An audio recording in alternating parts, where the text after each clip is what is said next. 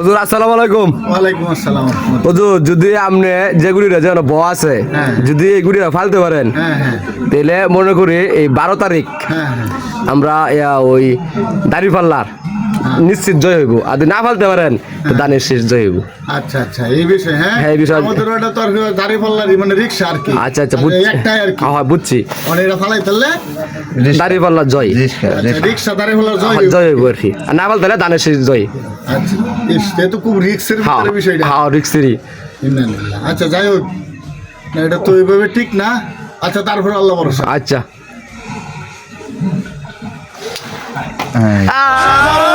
মানুষের কাছে যাও একটু কি তুমি টের পাও কার পাশা গেছে কার টেবিলে খেলা যে চলছে কোন লেভেলে ভালো লোকে হোকে বার ভালো মানুষের বুকে দাঁড়ি